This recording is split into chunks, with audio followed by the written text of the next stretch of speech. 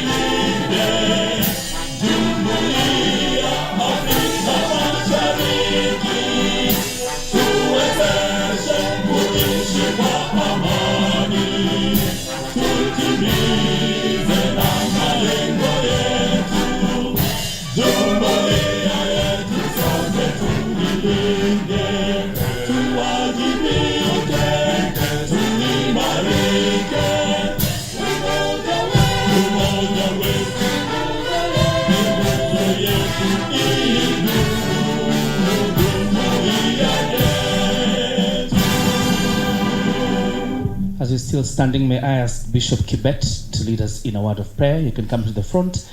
The ones handling the microphone, kindly give Bishop Kibet the microphone to lead us in a word of prayer. Bishop. Thank you so much. Let's pray. Father, Lord of glory, we thank you. It has been a long day full of many activities, but we still have the strength that comes from you. As we congregate today to celebrate our first anniversary, our first year of annual general meeting, spearheaded by the public service in this scheme, we acknowledge you that God, you've been faithful all along. It was a humble beginning, but at least, Lord, we can say this is the far you brought us, and you are our Ebenezer. Thank you, Lord. I want to pray for the board of trustees. They've been experiencing a number of challenges, but I have been able to move with the vision and the mission and upholding home the core values and pushing towards the greater end of great things that we can witness in future. We thank you for the choir that has been able to sing many songs that are ministered to us therapeutically through the songs and the lyrics that speaks to us, and we can say together, this is a far, you are our Lord. We bless you and we worship you for the remaining part of the day. Lead us in every program to give you glory. For this being our prayer, in Jesus' name we pray. Amen. Amen. Shalom, Let's appreciate shalom. Bishop Kibet as we sit down. Thank you for the prayer. And now for the notice of convening this meeting. Allow me, ladies and gentlemen, before we transact any other business, to invite Susan Karuri, a legal officer at the National Treasury, to give us the notice of this meeting. Karibu sana, you can come up here.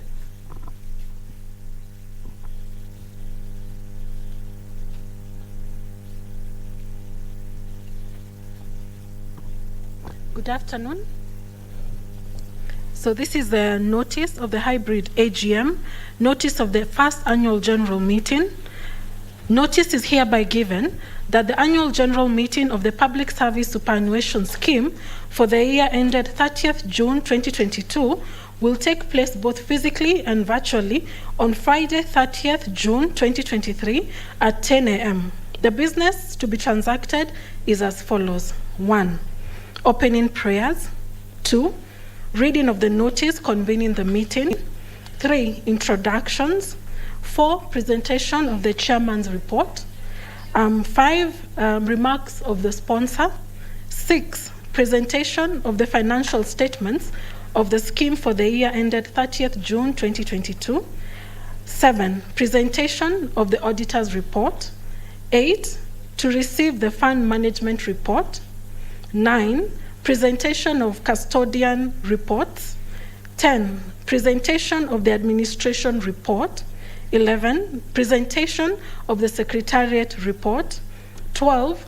Remarks of the Retirement Benefits Authority, the RBA. 13.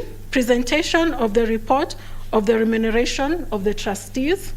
14. Question and answer session. 15. Vote of thanks. 16. Close in prayer.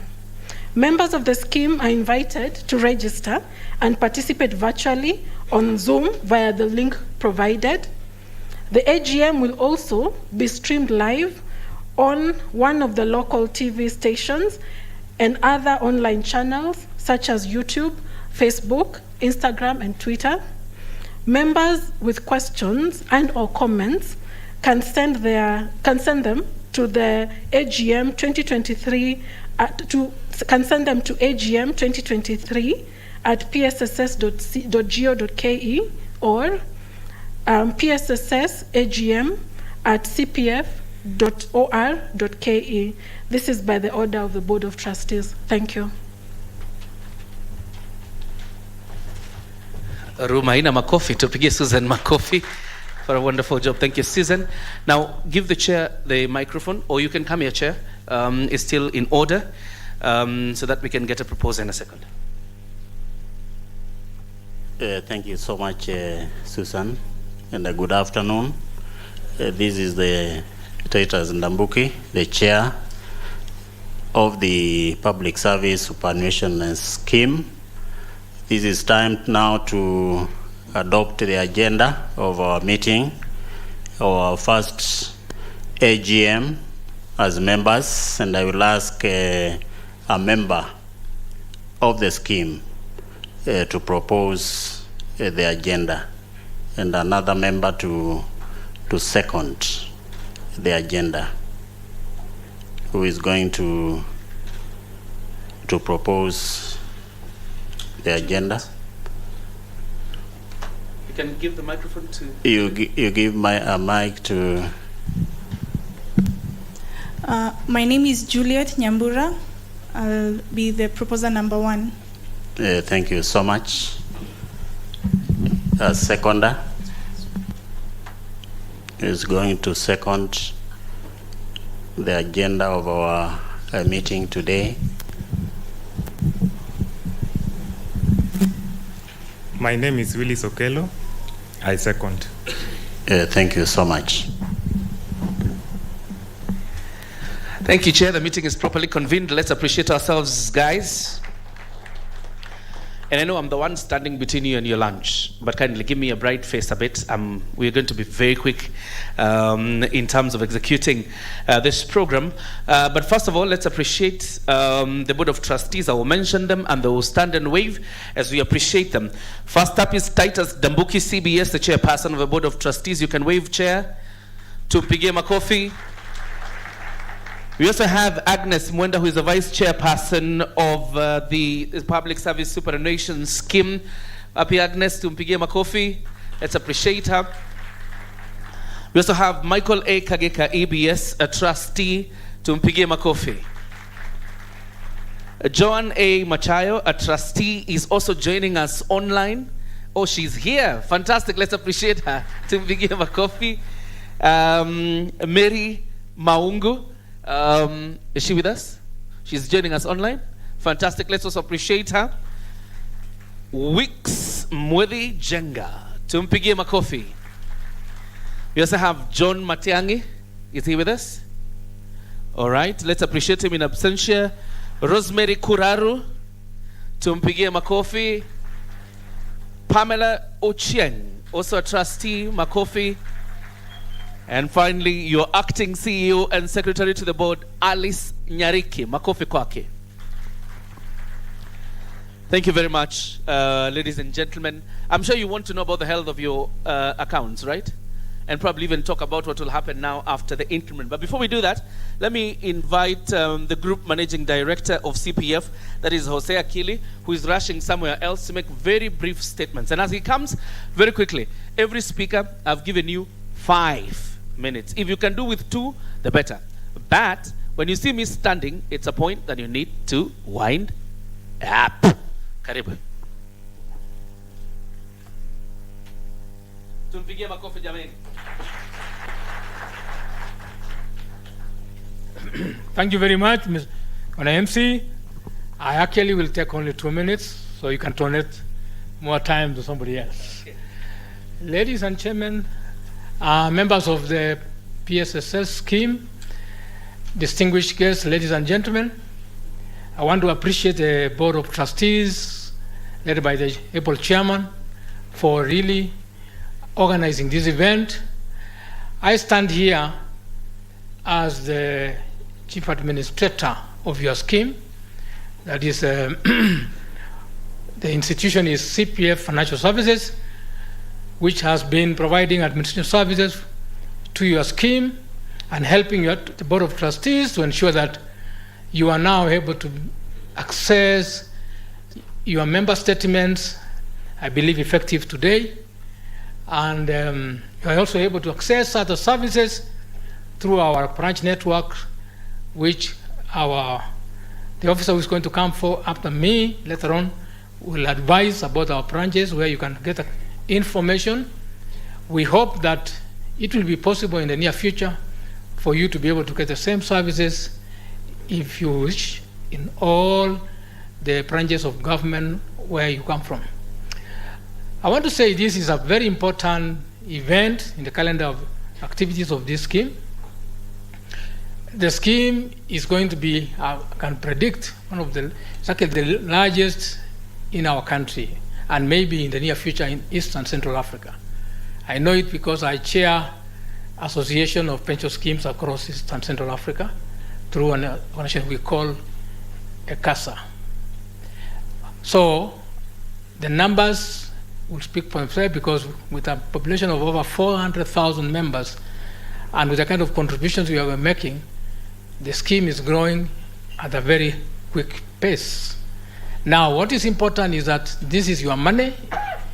It is private money for you members, and it has to be safeguarded by your trustees with the assistance of all of us, the service providers. We have a very high responsibility as a service provider to ensure that your records are accurately kept. And I'm happy that from the function I've also just attended, His Excellency has said from now going forward, e-government is going to be the new future. In other words, we do expect that you also will be able to access all the services on the e-citizen platform, and we will make sure that that happens. We are ahead of the game as an institution ourselves. All our services at CPF are all digital, and we want to welcome you to join in making sure that you enjoy those services. I also want to applaud the fact that the work you do as civil servants or public servants, starting with the teachers who begin the lives of every Kenyan from the time we are born, and then taking us through the journey until we shift to employment, and now at the employment level, the civil servants within the public service take over the support to the citizens, and finally we also have on the other side the police who make sure we are safe. So we are happy. Personally, I'm very happy to ensure that you now also enjoy good services. We want to make sure that if you have any complaints and feedbacks, we are ready to receive those feedbacks so that we can improve our services and ensure that you are happy. And the time when it comes for you to enjoy your well-deserved retirement, you will actually be able to get your money, and all of it is accountable.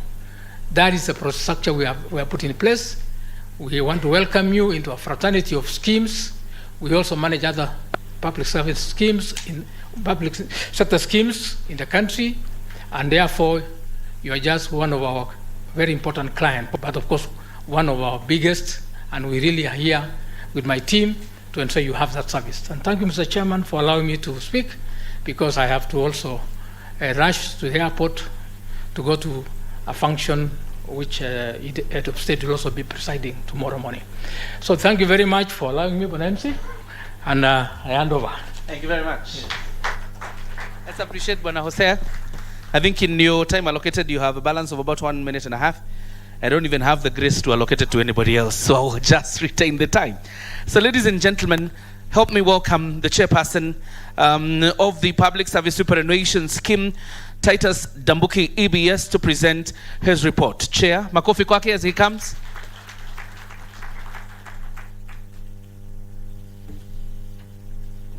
Thank you so much, MC. Good afternoon once again. It's quite an honor to be here today. It's a great day for the scheme, the Public Service Superannuation Scheme. Our guest speaker, in absentia, James Moati, Principal Secretary, State Department, Economic Planning, who is also representing the scheme sponsor. We are going to have his remarks read by the vice chairperson, Agnes Mwenda. The Board of Trustees, the CEO, Retirement Benefits Authority. I can see Jackson representing the CEO, Retirement Benefits Authority. Our Acting Chief Executive Officer and the Secretariat of the scheme, the Fund Administrator, Fund Manager, and our custodians, esteemed members of the scheme, wherever they are in the country, physically and virtually, and also those who are tuning into KBC TV, our invited guests, ladies and gentlemen, good afternoon. I have the pleasure to welcome you to this inaugural annual general meeting for members of the Public Service Superannuation Scheme. May I take this opportunity to thank our distinguished guests, members of the scheme, and the stakeholders for attending this meeting either physically or virtually via the various digital platforms. I recognize with appreciation members of the scheme who have tuned into KBC TV station to participate in this meeting. As Board of Trustees, we are delighted and honored by your presence. This AGM is being held in compliance with the provisions of the Retirement Benefits Regulations. The purpose of our annual general meeting is to provide you, esteemed members, with the information on the performance of the scheme and accord you the opportunity to interrogate the scheme affairs.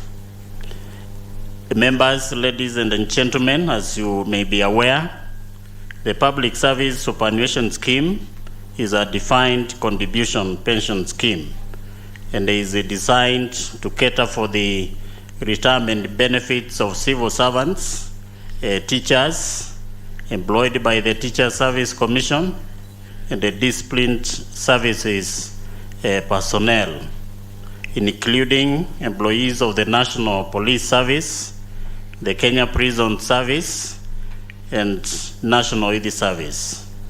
The scheme was established under the Public Service Superannuation Scheme Act number 8 of 2012 in alignment with the pension reforms introduced by the government in 2010 for the public sector. The scheme commenced its operations on 1st January 2021 and is managed by a board of trustees who are appointed as per Section 10 of the Public Service Superannuation Act.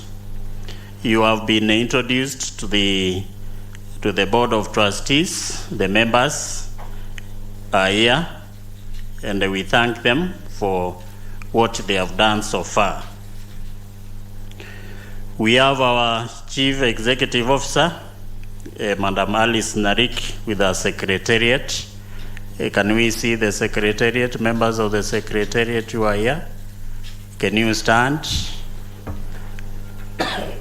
We have a lean Secretariat, and we are not going to add very many officers in the Secretariat. These are competent officers headed by the CEO. Thank you so much.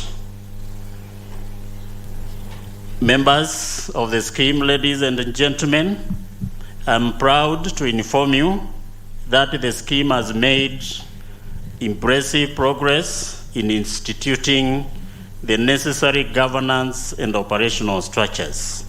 The scheme is compliant with the requirements of the Retirement Benefits Authority and submits quarterly and annual statutory returns. Further, the scheme has experienced a substantial growth in its membership from 330,318 members in January 2021 to 403,421 members in May 2023. Consequently, the scheme has since inception recorded contributions amounting to Kenya shillings 78 billion as at the end of May 2023. Despite the hard economic conditions in the country, the scheme realized investment income of Kenya shillings 2.8 billion during the financial year 2021-2022. This is a clear demonstration of the scheme's prudent investment strategies and ability to generate returns for the benefits of our members. It is worth noting that the scheme is the second leading pension scheme in the country in terms of size of the assets and the membership after NSSF. Further, the board has established the scheme secretariat, which is headed by a CEO. The secretariat has been very instrumental in streamlining the operations of the scheme. Later in this meeting, we shall receive a progress report from the head of the Secretariat, which will further outline other achievements of the scheme for the last 2.5 years. Despite these gains, there is still much work to be done. We need to continue to grow our assets and ensure that our members are well informed about their retirement savings. I'm confident that we can achieve these goals together. With your support, we can ensure that we provide desirable retirement outcomes to all members of the scheme and their families. Over the period under review, the Board of Trustees appointed and engaged 5 service providers with the specific functions in compliance with the Section 35, 36, and 37 of the PSS Act. We are going to be, the service providers are going to be introduced, but let me mention them: the fund administrator, the CPF, financial services. We have our fund manager, Gen Africa Asset Managers, and we have our custodians. We have the Cooperative Bank of Kenya, we have the Stanbic, and we have the NCBA, a bank. The service providers will later in this meeting present summary reports on their respective functions. Members, ladies and gentlemen, pension schemes in Kenya experienced mixed performance during the COVID-19 period and after, with some schemes faring better than others depending on the investment options. Treasury bonds performed relatively well in this period, with the yields remaining stable. This was due to a number of factors, including the CBK's intervention in the bond market to support prices and the relatively low appetite for risk among investors. The Public Service Superannuation Scheme invested conservatively through a mix of treasury bonds and the treasury bills. As a result, the scheme earned a return of 11% per annum over the period. The performance of the scheme and the financial sector at large were affected by the depreciation of the Kenyan shilling against the US dollar. The performance of the scheme calls for the Board of Trustees to work diligently with the investment experts to ensure that the retirement benefits for members remain secure and stable. As Board of Trustees, we will innovate, invest in new technologies, and embrace emerging opportunities in the market. We will endeavor to work with the government towards the achievement of the bottom-up economic transformation agenda, which aims at improving lives of Kenyans. In order to protect members' funds against the market volatilities experienced over the period 2021-2022, the board meant a resolution to initially invest members' contribution in government securities. Moving forward, the board will consider other investment options as per the investment policy statement in order to achieve the long-term investment objectives of the scheme. I am pleased to announce that the scheme is finalizing its strategic plan to set the stage for the scheme's medium-term strategic direction. The plan will ensure that our investments are aligned with our long-term goals and objectives, and that we are taking the necessary steps to mitigate risks and capture growth opportunities. The Board of Trustees continues to work hard to grow the scheme's assets and to ensure that the members are well informed about their retirement savings. The scheme is committed to providing its members with the best retirement benefits. The greatest responsibility is to help the members build a secure and a prosperous future. In conclusion, ladies and gentlemen, esteemed members, I'm proud to say that much was achieved during the period under review, despite a tough operating environment.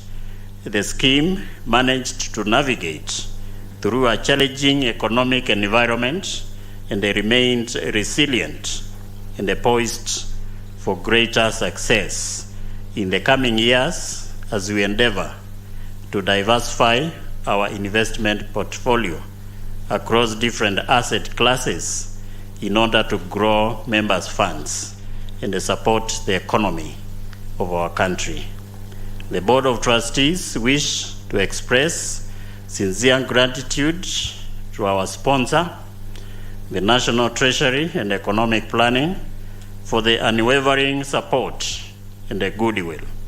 The sponsor has offered valuable perspective in setting up the scheme and ensured that contributions to the scheme are remitted in a timely manner. We look forward to continued support from the government and all the stakeholders as we aspire to realize the mandate of the scheme. I wish to acknowledge the role played by the respective stakeholders, who include the Public Service Commission, the State Department for Public Service, Teachers Service Commission, the National Police Service, the Kenya Prisons Service, the National Youth Service, the Kenya Union, the Kenya National Union of Teachers, the Kenya Union of Post-Primary Education Teachers, the Union of Kenya Civil Servants, Salaries and the Remuneration Commission, the State Department, the State Corporation Advisory Committee, SCAC. Also ministries, we thank all the ministries, the State Department, the counties and the semi-autonomous government agencies, our service providers in supporting the operations of the scheme. I also extend our sincere appreciation to the Retirement Benefits Authority for the guidance they continue to provide to ensure the scheme is compliant with the pensions industry statutory requirements, regulations, and the guidelines. I take this opportunity to thank you so much and to thank God for what He has done to us, and may I pray that God will continue to bless the scheme. With those few remarks, thank you so much. Thank you very much, Chair. A wonderful job there. Now to represent our chief guest today, James Muhati, the Principal Secretary, State Department of Economic Planning, is Agnes Mwenda, who is the Vice Chairperson of the Board of Trustees, and she will come to present that speech. Let's appreciate her as she takes the podium.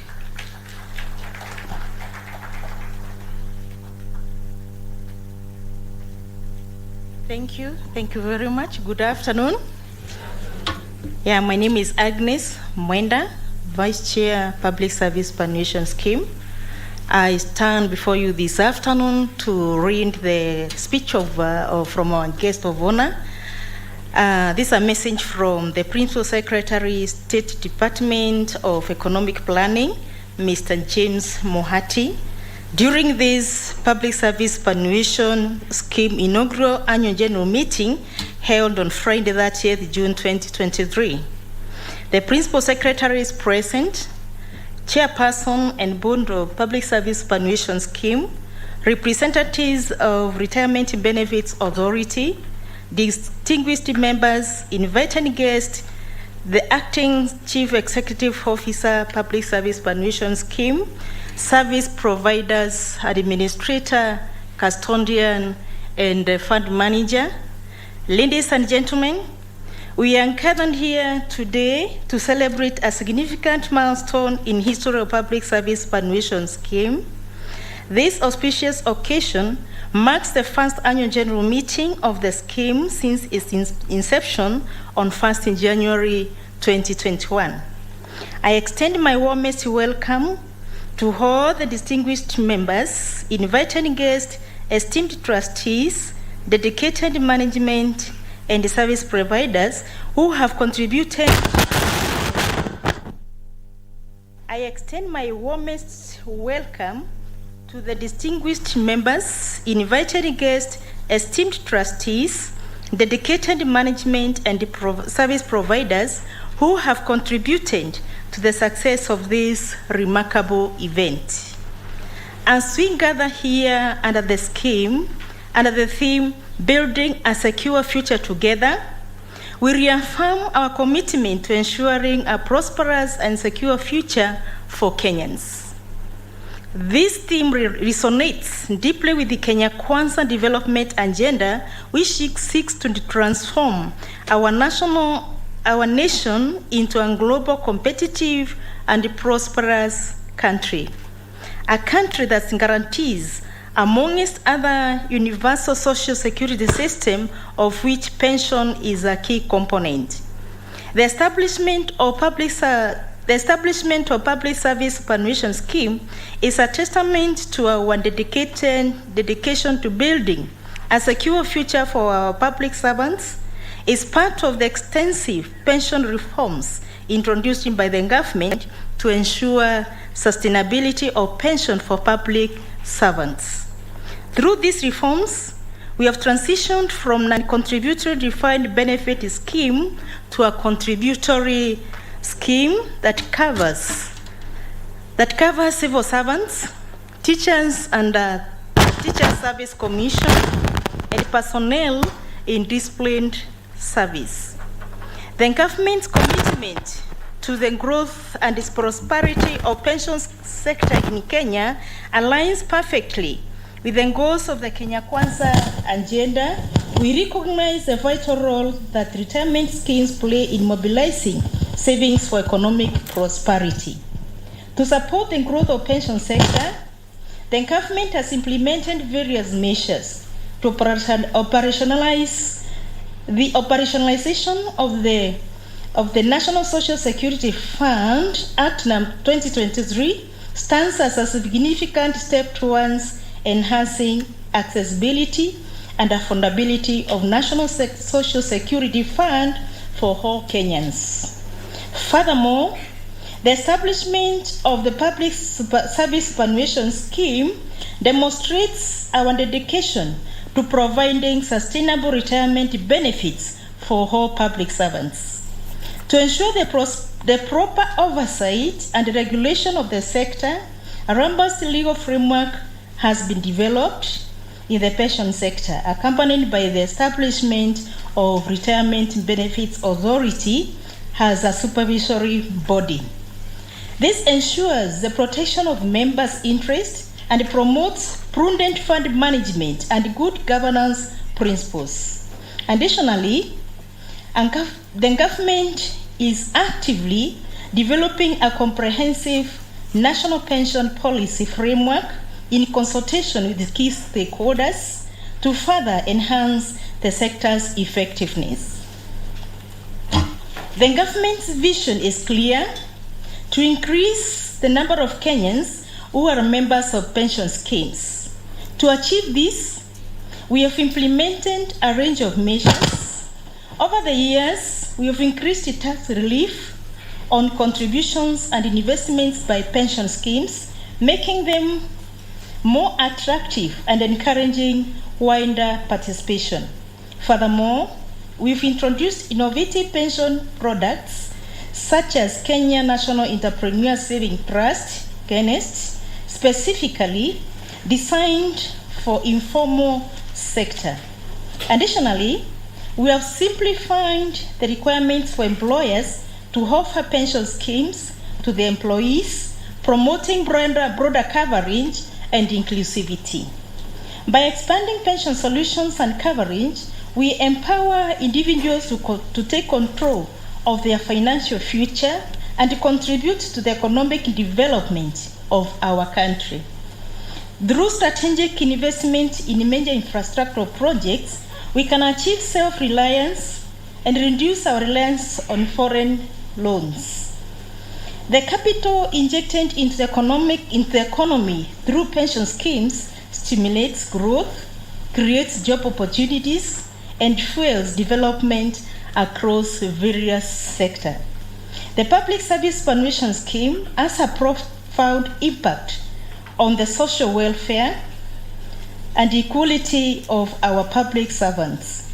It ensures that individuals, regardless of their socio-economic background, can retire with dignity and enjoy a decent quality life. By addressing the disparities in the post-retirement income, we foster a sense of inclusivity and create a more equitable society for our public servants and their dependents. Today, as we gather under the theme, Building a Secure Future Together, let us recommit ourselves to transparency, accountability, and good governance. These principles not only guide the operation of the Public Service Superannuation Scheme, but also align the general motto of pension schemes worldwide, which is to safeguard our well-being and the prosperity of our members. Through our collective effort, we can build a strong foundation for the scheme and set the standards for excellence within our borders and beyond. I would like to express my deepest appreciation to all the stakeholders present in this annual general meeting, both physically and virtually. I also wish to recognize the vital role of the Board of Trustees has played in the success of the scheme. Your collective commitment and dedication are instrumental in building a secure future for dedicated Kenyans in the public service. Let us seize the opportunity to reflect our achievements and raise challenges and explore new avenues for growth and prosperity. Together, we will continue to build a prosperous and secure future for our public servants and for Kenya as a whole. Thank you, and may this annual general meeting be a hallmark of bright future for the scheme and for Kenyans as a whole. God bless you. God bless Kenya. Asanteni. Thank you very much. Asante sana.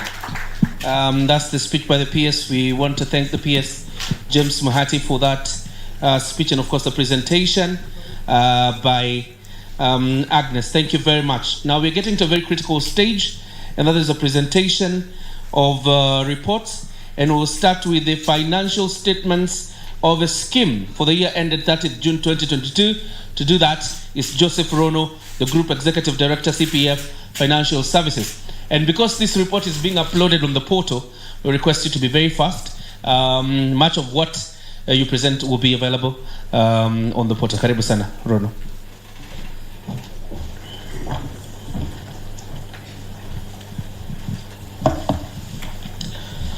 Thank you, MC.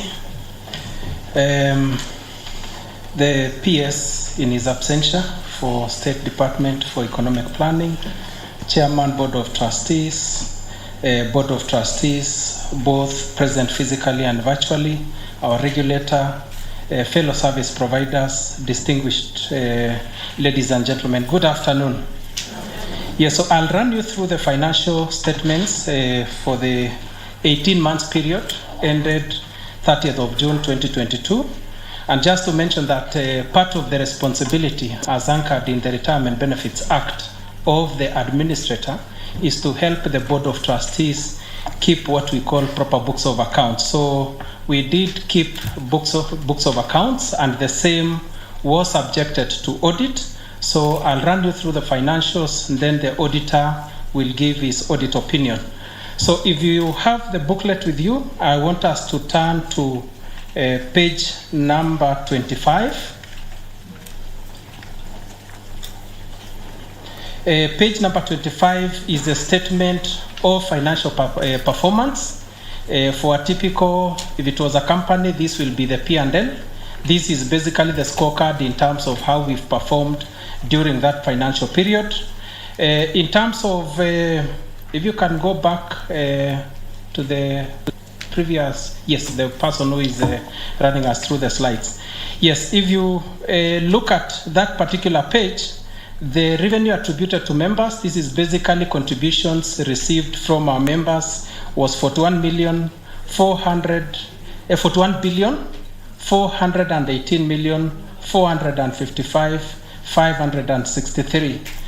The investment income which was earned during the period, it's been captured in the report as finance income, was 2,892,087,648, which when you sum the two gives us the total fund balances as at end of that period of 44,310,542,211.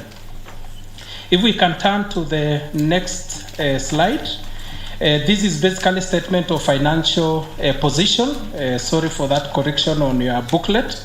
It's not financial performance, but financial position. For a typical company performance, this will be the balance sheet. It shows where the figure of 44 billion we've read in the previous page. The question is, where are these assets? So we can confirm that in terms of the investments which were undertaken during the financial period, we did invest in a current investment of 35,973,149,438. Receivables from exchange transactions was 8.3 billion.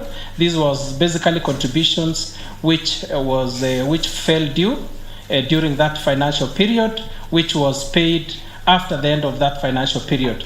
And then we had cash and cash equivalent of 28 million shillings, thereby giving us a total value of assets read in the previous page, supporting the member balances of 44 billion 310 million shillings 543,211.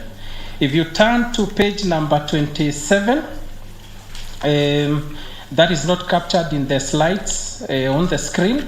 This is basically a statement of cash flow. If you can move, yes, this is a statement of cash flow. It's actually on page number 28. And just to mention, ladies and gentlemen, why this report is very important. Normally, the transaction which is captured in the cash flow statement may not necessarily be reflected in the first two statements, which I have not mentioned. So it splits the cash flow movement during the financial period into three, but in our case, there are two main activities which was happening. One was cash flow from operating activities, where we received contributions of 44.3 billion shillings. This is both contributions, both received and receivable. And then the contributions which were receivable was 8.3 billion shillings, thereby giving us net cash from operating activities during the financial period of 36 billion shillings. And then, of course, the activity of the scheme is when it receives money, it has to invest that money. So that money is captured under cash flow from investing activities. And as such, we did purchase treasury bonds of 35.9 billion shillings during the financial period. So the amount of money which was in the account as at end of that financial period was 28 million shillings. So as such, you can see we received 36 billion, we invested 35, so 28 billion shillings was outstanding in our account. The other important report, which is there or is on page number 29, just a comparison in terms of the budgets which the Board of Trustees had put in place when compared to the actual performance. And I want to mention that there were two main areas where we were comparing the actual budgets which were provided together with the actual performance, and this is on contribution. The board had made a provision for a budgeted contribution of 38.5 billion shillings, but we did receive 41.41 billion shillings. There was a positive variance of 7.32%. And the reason for that particular variance is that there were a number of employees who are converted into, who are on contract basis, who are thereafter converted into permanent and pensionable basis, thereby becoming pensionable and members of public service superannuation scheme. And that explains why we have that variance. And then on investment income, the board had projected an income of 2.5 billion shillings, but they managed to outperform that particular budget by generating 2.892 billion shillings, hence a positive variance of 15.68 billion shillings. Perhaps after this, you definitely need to clap for your trustees. Is the reason why Chair has declared a significant return for the members, because they've been able to perform what they had projected during that financial period. So the rest, ladies and gentlemen, are just notes in support of the financial statements. And thank you very much. That is the report for the 18 months period ended 30th of June 2022. Thank you. Let's clap for Rono once more and doing a fantastic job in terms of management of time. Up next is the report of the auditor. So the person making the presentation on behalf of the auditor, tumpigie makofi. You have your 4 minutes. Thank you, MC. My time here is dictated by the length of the report, but I will try as much as possible to restrict myself to only the important parts. This report is found on page 1 of your annual reports. So the chairman, members of the board of trustees, the acting CEO, secretariat, distinguished stakeholders, including the fund managers, custodians, scheme administrator, members present, both physically and virtually. Good afternoon. My name is Samuel Mushiri. I'm a Deputy Director of Audit in charge of external audit services for the National Treasury sector, and I'm here to represent the Auditor General, or the Office of the Auditor General. So I will read the report, but I will restrict myself to just the opinion and conclusions. The report comes in 3 parts. That is the report on the financial statements, report on lawfulness and effectiveness in the use of public resources, and lastly, report on effectiveness of internal control, risk management, and governance. So I'll start with the report on financial statements, and I'll read as the Auditor General herself. In my opinion, the financial statements present fairly in all material respects the financial position of the Public Service Superannuation Fund as at 30th June 2022 and of its financial performance and its cash flows for the period then ended, in accordance with the International Public Sector Accounting Standards, IPSAS accrual basis, and comply with the Public Finance Management Act 2012, Public Service Superannuation Scheme Act 2012, and the Retirement Benefits Act 1997, which was revised in 2020. So I now move on to the report on lawfulness and effectiveness in the use of public resources. As required by Article 229(6) of the Constitution, based on the audit procedures performed, except for the matter described in the basis for conclusion on lawfulness and effectiveness in the use of public resources section of my report, I confirm that nothing else has come to my attention to cause me to believe that public resources have not been applied lawfully and in an effective way. So I'll read the basis for that conclusion, because I have stated there is an exception there. So basis for conclusion: unremitted pension employer contributions. The statement of financial position, and as disclosed in note 4 to the financial statements and has been presented here, reflects a balance of 8.3 billion in respect of receivables from exchange transactions, which includes an amount of 7.8 billion in respect of employers' contributions due as at 30th June 2022. This is contrary to Section 8C of the Public Service Superannuation Scheme Act 2012, which states that not later than 10 working days after the end of the month in which contributions are due, the government shall remit an amount comprising of the members and the government's contributions to the custodian. As at the time of the audit, which we carried out in February 2023, and which was more than 7 months after the contributions became due, out of the balance of 7.8 that reflected in the statement of financial position, only an amount of 4 billion had been received, leaving a balance of 3.8 billion unremitted, and unless it is paid together with the penalty provided for under Section 6(2) of the Public Service Superannuation Scheme Act 2012, contributors stand to lose returns that would have been earned had the contributions been made or had they been received in time. In the circumstances, therefore, we found that management was in breach of the law I happen to be in the same premises as management and secretariat of this scheme. So I've been talking to them about this. They say the situation has been improved. Has improved. Maybe they can clarify. Report on effectiveness of internal control, risk management and governance.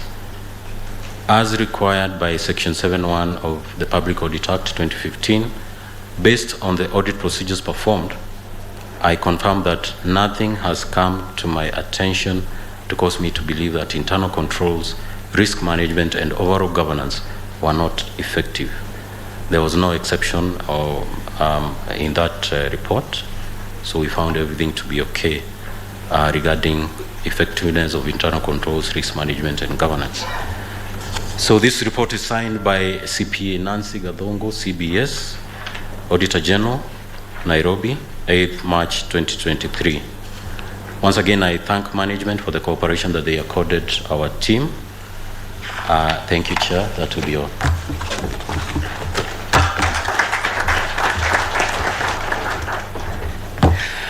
Going by your threat earlier, and the length of the time you would take would depend on the reports and the time you've used. You're a good gentleman. Tumpige makofi. Thank you very much. Ladies and gentlemen, I think at this point we need a proposer and a seconder for that report. So we need a roving microphone for that. I think there's Jamhuri. There's a gentleman called Jamhuri. Oh, okay, at the back there. Give them the microphone.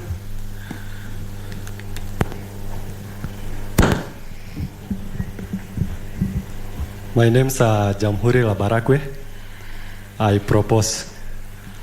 Thank you. Let's appreciate Jamhuri. Then we need a seconder.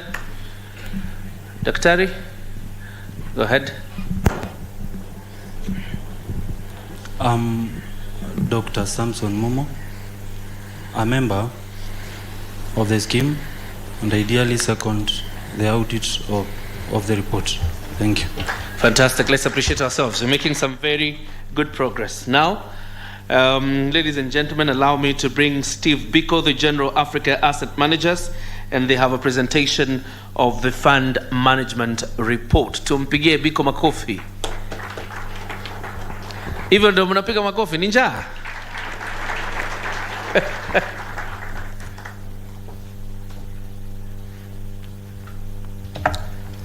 Thank you very much. The Chair, the Board of Trustees, ladies and gentlemen, all protocol observed, good afternoon.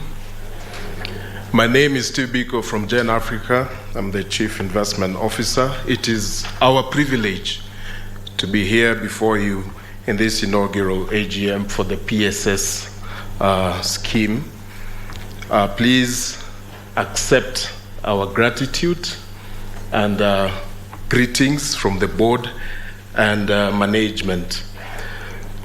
As an esteemed client and as your service provider, I'd like to mention that we have been long serving in the market. We are regulated by both the Capital Markets Authority and the Retirement Benefits Authority as fund managers. And in our role in carrying out responsibilities, we advise the Board of Trustees on how to make investments as stipulated under the regulations. So we simply make the investment decisions, but do not handle the funding. The records are also managed separately by the administrator. In light of that, just looking at the economic and investment environment under which we operated, 2021-2022 was a challenging period, as already mentioned by the Chair in his remarks. Nevertheless, we saw the fund performing strongly. We had a GDP growth of 4.8%. That was lower from the 7.1% of the previous year. We expect that 2023 will have a GDP growth of about 5%. Again, in looking at other key important aspects of the environment under which we operated, we saw a weakening of the Kenya shilling in that particular period by about 9.3%. Nevertheless, we have since seen some sort of stability in this particular period after that slight depreciation. And a lot of that also was impacted by the demand for foreign currency within the local market. Other key drivers such as inflation continue to be a challenge. We have just seen the prices for energy being read out and have continued to increase. Nonetheless, continue to position the investments in tandem. We have seen interest rates increasing. The return that was read out is as a result of where the investments are made. And we have seen as interest rates increase, we position accordingly with rates of close to between 13 and 15%. The stock market also has indicated a very challenging period, but this fund, being conservative at the moment, doesn't focus very much on the stock market. We really focus more on the fixed income side of investments to cater for the need of the fund, both in terms of liquidity and also the long-term investment requirements. Looking at the fund itself, we closed the period of June 2022 at 44.3 billion. Subsequently, into 2023, by way of update, the fund is already up at 78 billion as at the close of May 2023, and as we speak, up to 78.5 billion. So there has been tremendous growth in the fund, and the investments continue to yield positive returns. In terms of outlook, we continue to monitor GDP growth, as already mentioned, inflation and the interest rate movement in tandem. I'll continue to look at in terms of how we position the investments of the fund. We understand where the currency has been moving, but currently the diaspora remittances that we have seen and also funding from various partners of the country has led to stability in recent time, and so we continue to look at that and the impact that that will have on the fixed income side of things. So in terms of strategy, just to mention in finality is to look at diversification of the portfolio. We have been very strong in the bond investments, currently looking at pushing more into the treasury bill space, and that will lead to optimization of the return for the portfolio, and also looking at the current market cycle to see how best to position. With that and those few remarks, thank you very much, Chair, Board of Trustees, and to the members present. Thank you.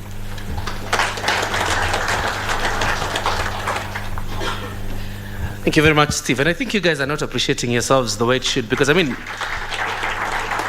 you have recorded successes from the reports you can see. Let's also appreciate the Board of Trustees for a job well done so far. All right. Now we want to go to the custodian's report, and Janet Waiguru is already here. Karibu, Janet. Tumpigie makofi. We can do better, sure. Karibu sana, Janet.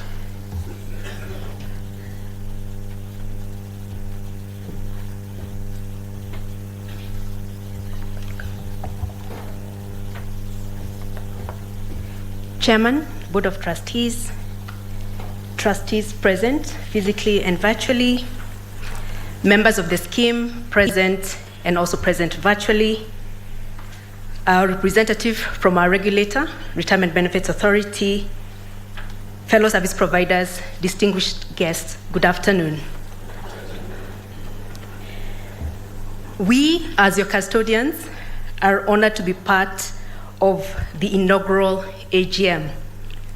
Please allow me to introduce the other custodian banks who are present, and I will start with Ms. Eva Boremwangi, who is the General Manager and Head of Custodial Business at NCBA Bank. She is joined by Purity Huha,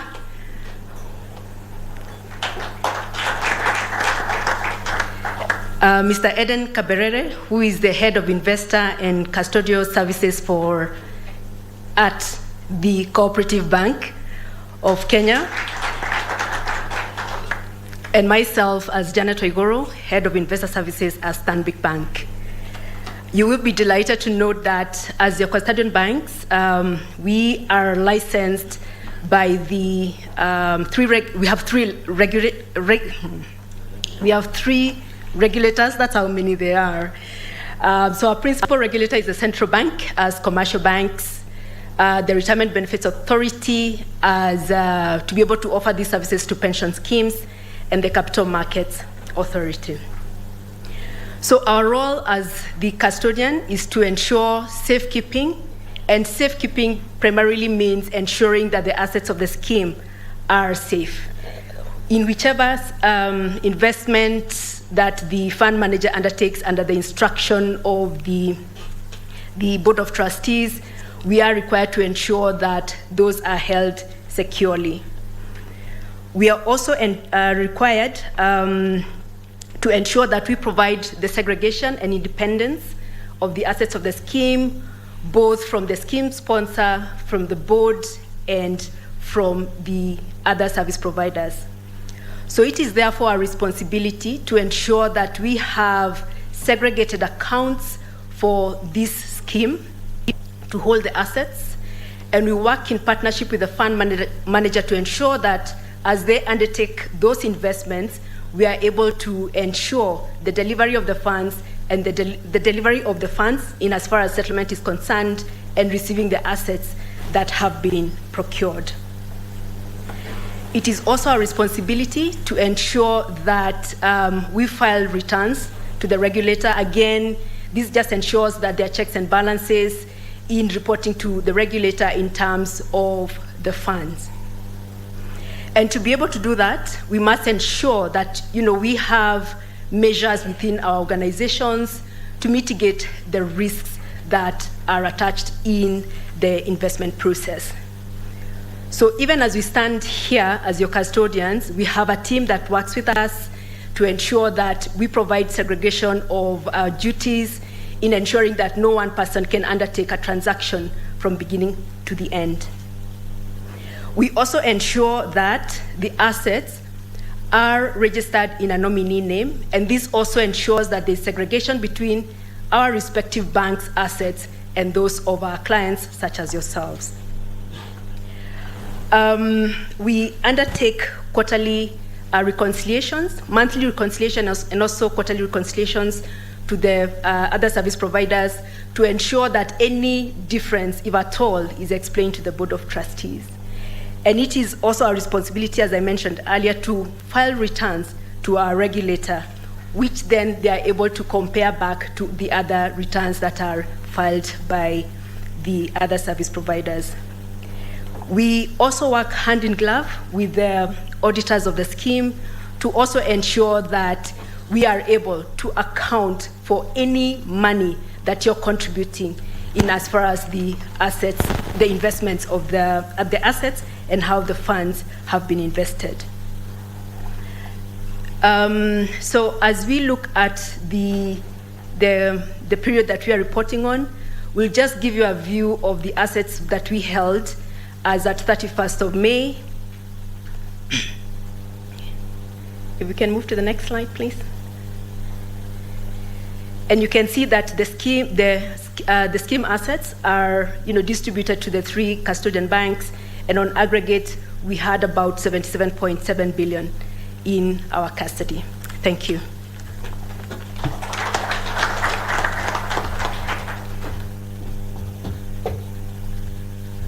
Thank you, Janet. I was just wondering whether it's banking jargon to say you're working hand in glove, because what we are used to is working hand in hand. Now, working hand in glove is a new one. But anyway, let's proceed. George Okioma, is the CPA Financial Services Director, Operations and Marketing. He's going to be doing a presentation of the administrator's report. Let's appreciate him as he makes his way here. George.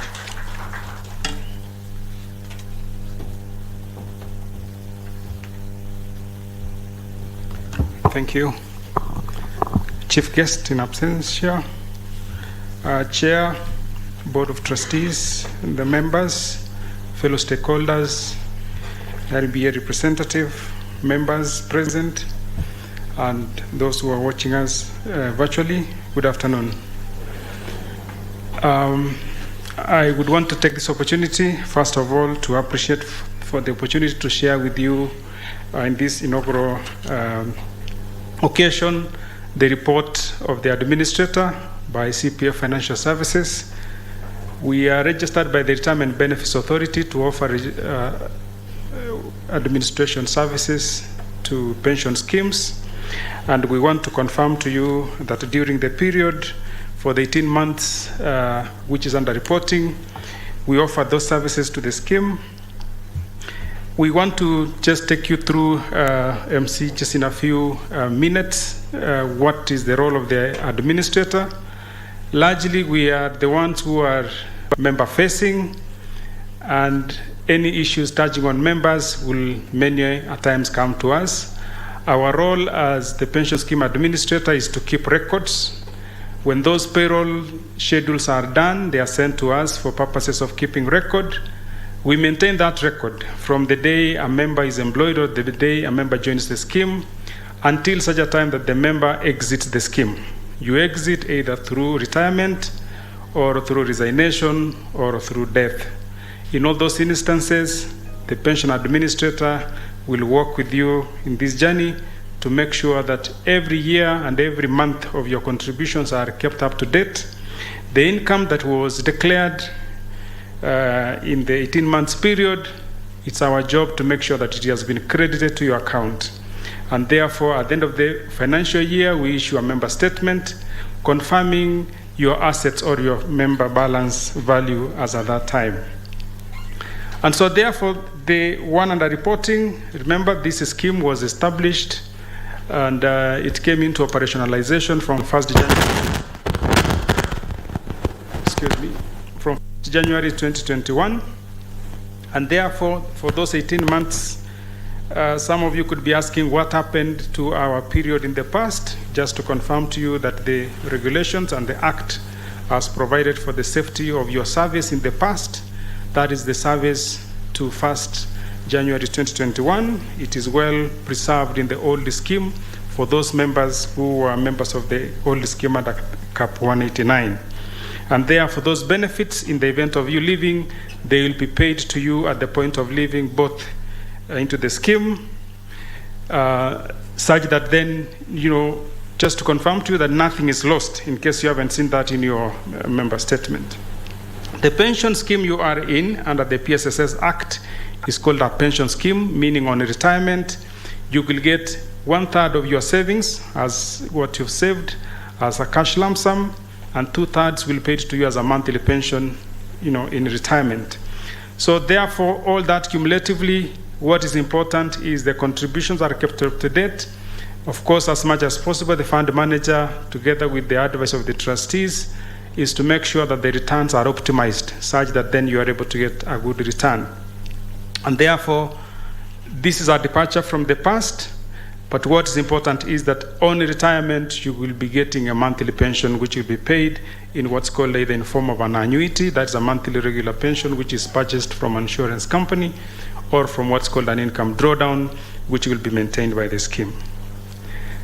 In the event of early exit, the same we've mentioned, so long as you've qualified for the benefits, those benefits will be paid to you. Currently, they are capped. If you leave before normal retirement age, it's just 50% of your savings, both employer and employer, will be paid to you, and the balance will be retained in the scheme and will be paid to you on retirement in line with the rules of the scheme. Okay? So,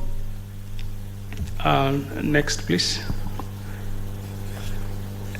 And so therefore then, in the event of death, the scheme provides that your beneficiaries, whom you will have nominated at the onset of you joining the scheme. Your beneficiaries will be paid what has accumulated in the scheme, as well as a life assurance benefit, which is paid by the scheme.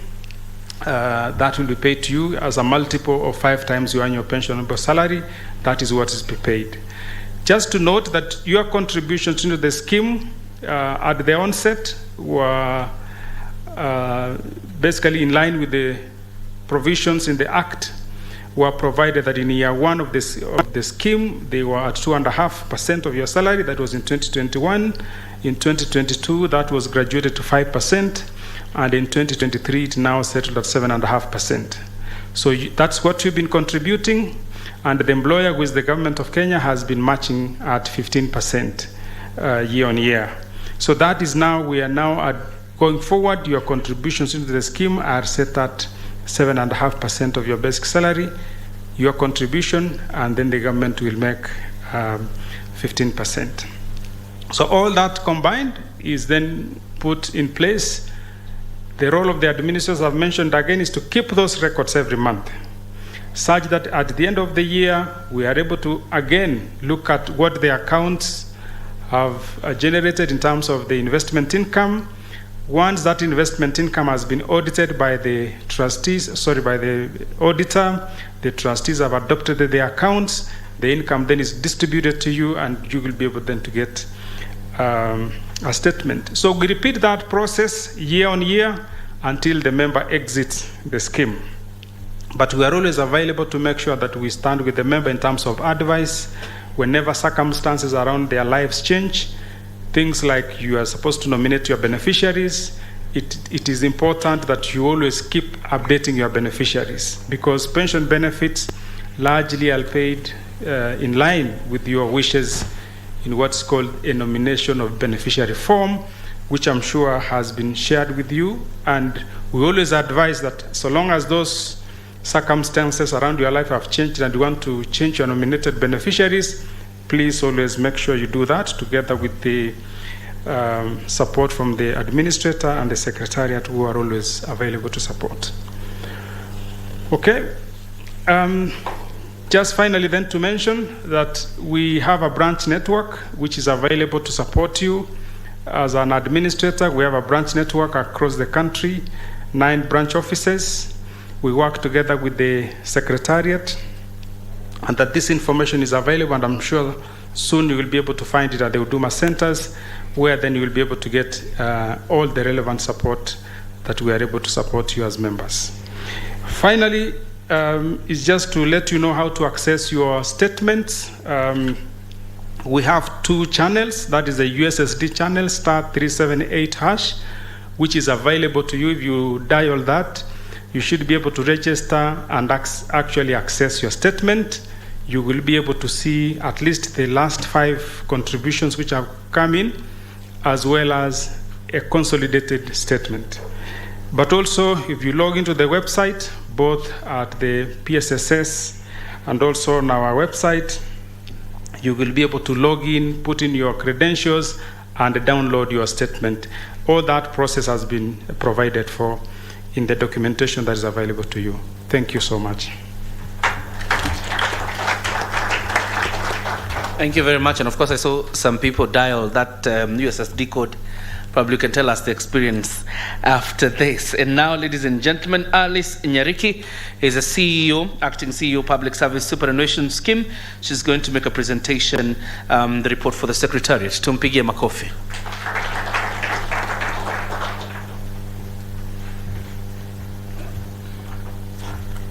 Chair, the Board of Trustees, members of the Secretariat, members of the scheme, service providers present, all our stakeholders, good afternoon. I'm going to take you through the report of the Secretariat. It's going to be very brief.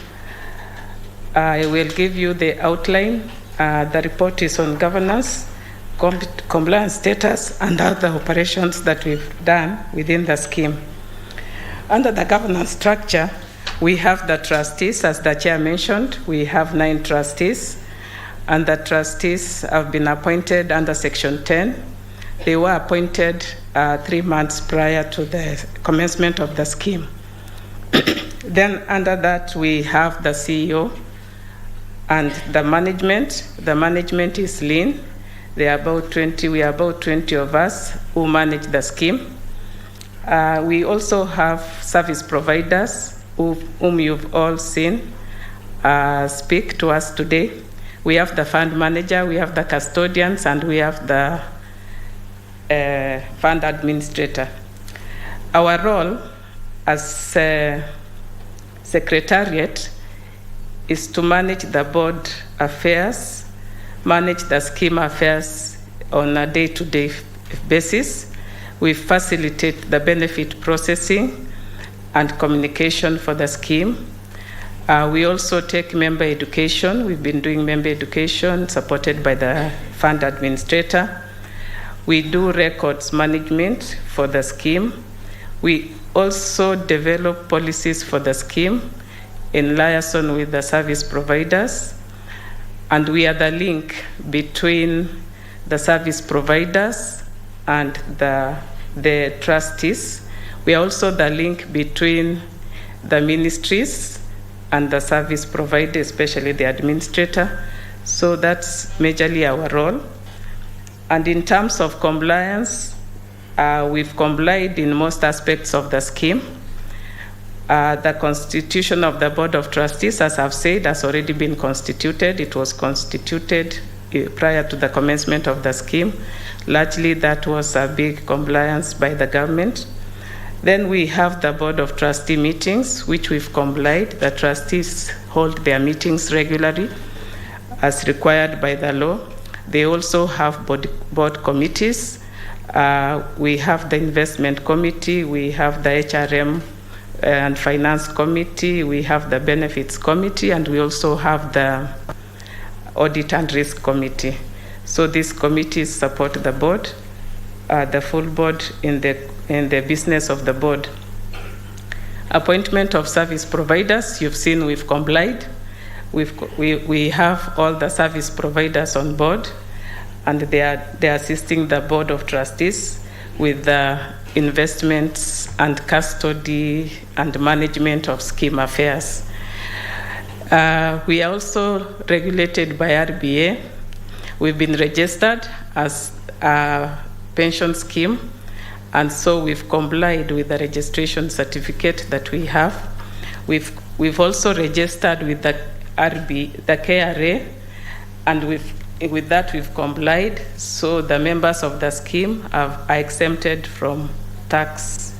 They have tax exemption, so their pension contributions are not taxed. So largely we've complied. We've also been filing statutory returns as required by the law. As we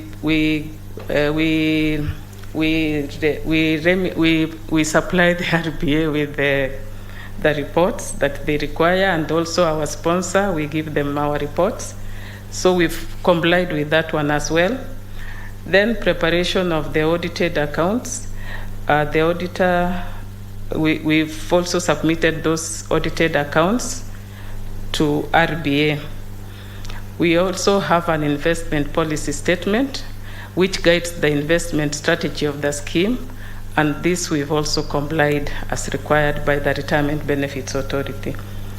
The trustees are required to undergo a certification program, and they've gone through that program, and so we've also complied, and that is the Trustee Development Program. So the trustees have been certified. Remittances to the scheme, the contributions by employer and employees have been remitted to the scheme, and I want to assure members that the small hitch that was there when we were being audited was solved, and the sponsors already remitted those contributions to the scheme, so they are compliant. Good governance policies, we've complied. We've developed policies. We have the risk management policy, we have the code of conduct, we have the board charter, We have the internal and audit risk policy. We have the conflict of interest policy. So we've largely complied with all the requirements that we are supposed to adhere to. Other operations under the scheme, we've been registered, or we've been established as a state corporation under the financial institutions, and we are rated at category 8B. We've been also doing member sensitization. We have, it's continuous, we've been doing it. We've done 3 major ones, 2 of them this year and 1 last year. We leverage on other institutions. When the institutions are having major activities, we actually go there and talk about PSSS.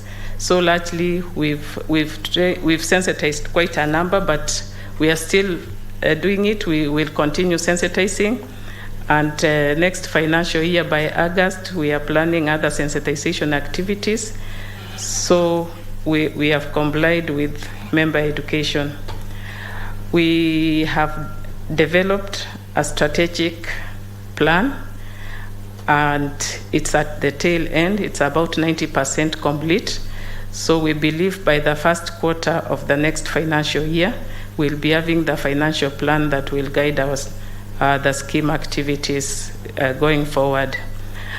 Ladies and gentlemen, that marks the end of the management report. And we would like to thank you that you came. And we are excited as PSSS that we have held this first annual general meeting. Asanteni. Thank you, Acting CEO. The verdict is on compliance is largely compliant. And thank you very much. To represent the Retirement Benefits Authority CEO Charles Mashira is Jackson Nguthu. Karibu sana. Tumpigie makofi pia. Some excitement, please. We are about to wind up the program.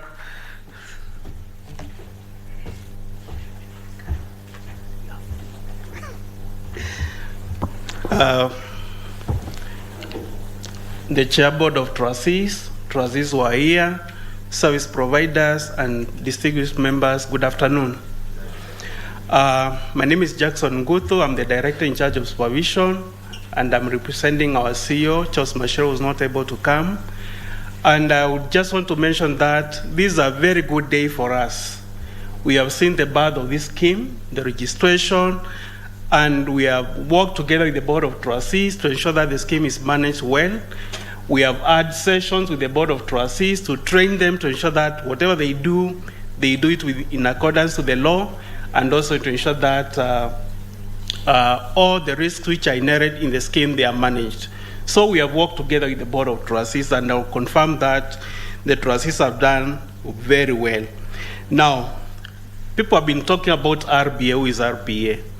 RBA is a parastatal under the Minister of National Treasury, charged with the mandate to oversee the pension industry in Kenya. We are supposed to register all schemes in Kenya and supervise what they do.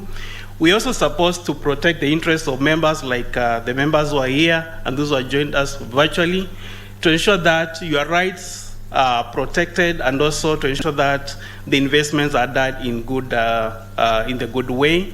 We have registered all the service providers who are here, Gen Africa, all the 3 custodians are registered by us, and also the CPF, who is the administrator.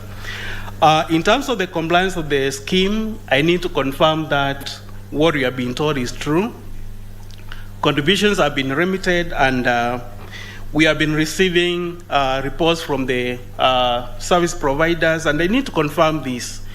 The fund manager sends us a report every quarter. The custodian confirms whether that is true. Also, the administrator sends a report to us on the contributions which have been received. The custodian confirms receipt of those contributions. So these are a separation of roles, which is very critical, and we have required that none of the service providers is related to each other to ensure that there is proper protection. And I think this is the assurance we need to give the members that things are being worked on well. We have also ensured that there's proper governance, the trustees are being trained, and they have done very well. To the members, I'd like to thank you for this opportunity of come to this AGM. I would like to require that you look at the documents that have been submitted to you, the accounts. Kindly ensure that you interrogate those numbers because these are about your money. Also, it's important for you when there are opportunities like the issue of the member education, the sensitization, kindly attend those forums. Also, it's important to tell you that this scheme is very different from the other scheme which you moved on from, the one which was operating prior to January of 2021. The benefits payment is done promptly. You'll be paid within 30 days after exit. And I think this is the beauty of this scheme. And I will encourage you guys to continue contributing and also encourage others to join, which have no option to, like the new employees to join the scheme. Finally, I would like to thank the government of Kenya for being faithful to the contribution. We have a challenge of non-remittance of contribution, but the sponsor of this scheme has done very well. They have remitted contributions, and we have seen is that May, we have about 78 billion. It is the second largest scheme after NSSF, and I think in a period of about 3 or 4 years, you'll be the largest scheme. So it is a scheme of interest to us. It's a scheme we have committed our resources to support and ensure that all the required support is provided to the scheme. And more importantly is that members, you need to continue making additional voluntary contributions to take care of your retirement needs, and especially the post-retirement medical needs. And also, finally, we as an authority, we do retirement planning, and we are very happy to partner with the Board of Trustees that whenever you want to have retirement plannings, we'll be able to facilitate. Others, thank you so much. God bless you, and continue saving. You're in the best scheme, and the trustees are doing a good job. The Board of Trustees, the service providers are also doing a good job, and let's continue saving for our retirement. It's our responsibility. God bless you. Thank you.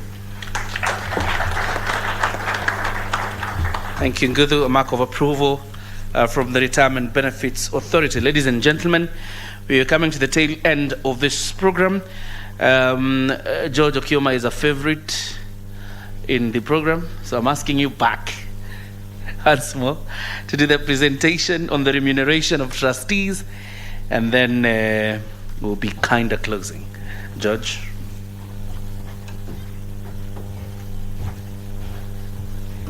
Thank you once again. I want to confirm to you that in line with the best governance principles and in line with the remuneration policy adopted by all the industry players and as guided by the Retirement Benefits Authority, the Public Service Superannuation Scheme Act number 18 of 2012 under clause 18 provides for remuneration of trustees. That trustees, as they offer their work, that the chairman and the trustees shall be paid such sitting allowance or other remuneration for expenses as the minister may from time to time approve. And I would want to confirm that yes, indeed, during the period they were in office, they received a remuneration of every sitting they held at the rate of 33,000 for the chair per sitting and 28,000 for the members. However, I would want to confirm that under clause 39 of the same act, it provides that the government of Kenya could provide initial grants for purposes of initial takeoff of the scheme, that is to support the scheme. And therefore the government provided those initial funds to relieve the scheme. And so therefore the scheme did not actually pay. Instead, the government of Kenya paid that cost on behalf of the scheme. And I think we want to applaud the government in that respect. Initially, it's good practice when a scheme is starting that the sponsor supports the scheme for those initial expenses. And I want to confirm that the government did actually help relieve the scheme and it paid that expense on behalf of the scheme. Thank you.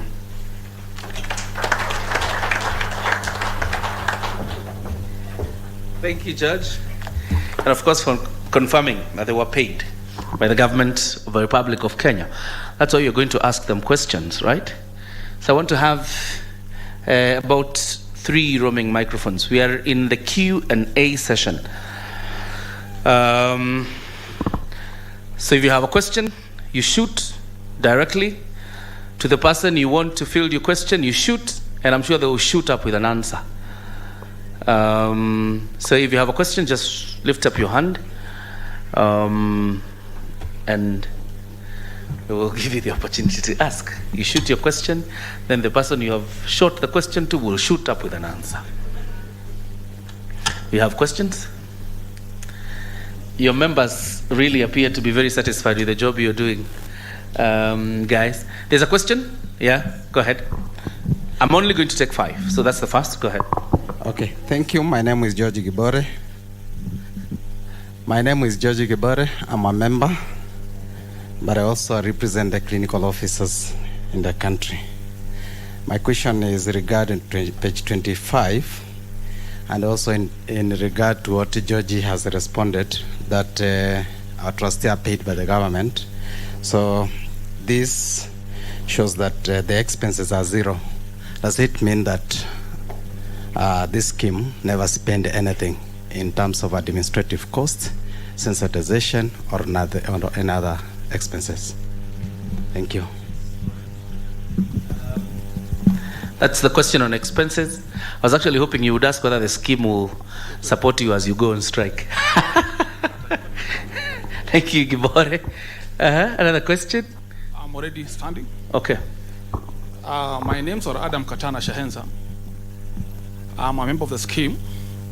Equally, I represent civil members in Nairobi CBD, the branch secretary in Union of Civil Servants. I have 2 questions. The first question is that I'm happy by this meeting. I'm really delighted because I've learned a lot of things on the same. I'd like to echo my friend who just said that whatever you are contributing is being is very well monitored, and we can get a balance or a mini statement by dialing *378. I've tried dialing it, and indeed it has brought my balance very fast. And when I try to check my mini statement, I've seen a variance of around 1,000 shillings, because what is recorded there is 2,200, and on my payslip I'm remitting 3,300. So maybe in that category, if it's well explained, I'll appreciate. Number 2 question is that I appreciate the scheme is very convenient, and we are working forward to make sure that we make it better to an extent that is being paid, I'm told, within 30 days. Once you exit, you have your payment. There are members who have called me, they are telling me that those who and the scheme, they were contributing the scheme, and by bad luck, the beloved ones died, assuming they were below 45 years. To date, they are still waiting for the payment, yet the scheme pays just within 30 days. If somebody can assist me under that question, will be very much appreciated. Thank you. Just a moment. Who is deceased in this case? Is it the person who was contributing, or the principal? Okay.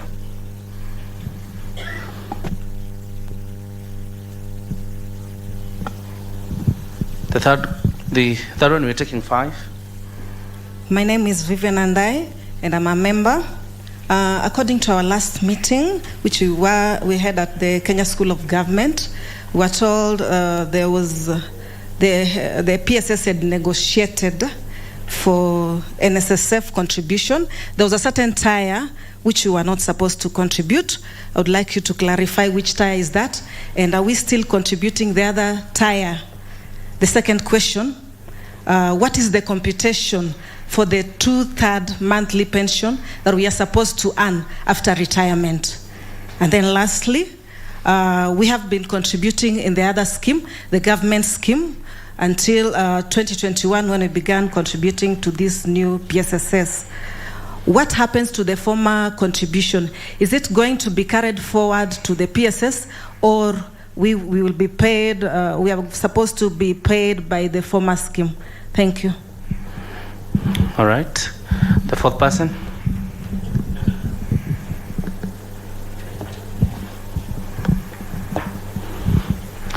Do you have? Okay. Thank you.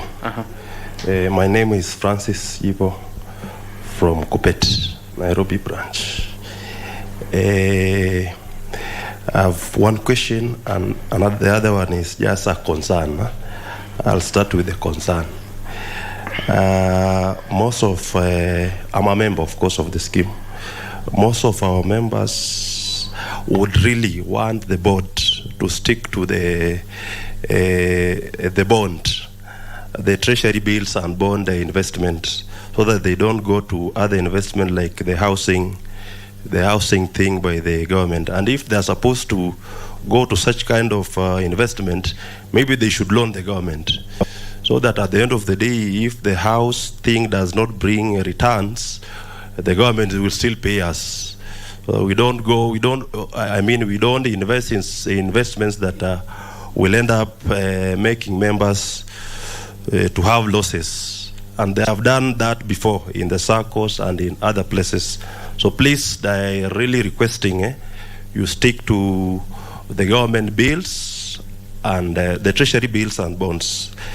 Then secondly, the issue of the Star 38 thing. It is our wish as the board you liaise with our employers, so that the financial or the members' contribution are found on their payroll. That the amount of money somebody has contributed can easily be seen. The total amount he has contributed can easily be seen, plus the government one can easily be seen on their payslip. And again, at the end of the financial year, of course, there is some interest we have earned. Let that amount also be seen. The interest for each member be seen on their payroll. Thank you. The last person.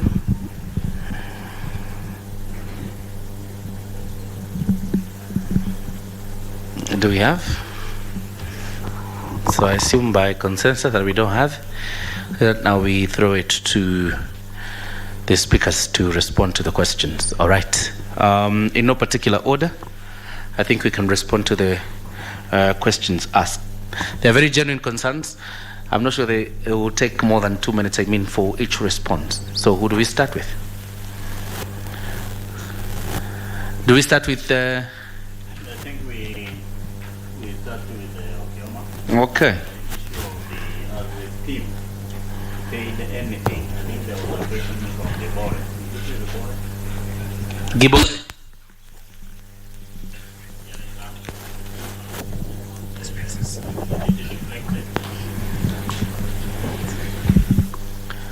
The expenditure of the scheme, I think, okay, you can respond to that one. The variance in contributions, also your judge, and also the prompt payments. Those who have died, they have not been paid, and I think the CEO can also respond. All right, George, you have a mic? Thank you. I'll assist George on the first question. That is on page 25 of the financials.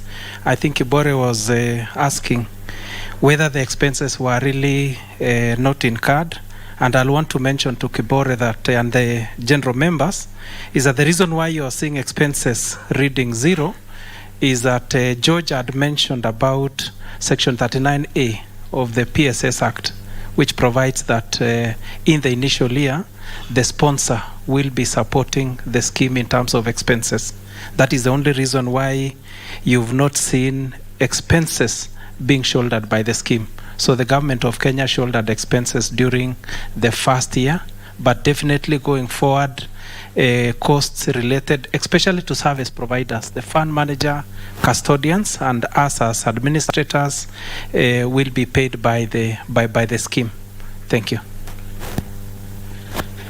Thank you. In terms of the other question by Katana, it depends on when you look at star 378, the balances that we have uploaded are only the balances for the period up to 30th June 2022.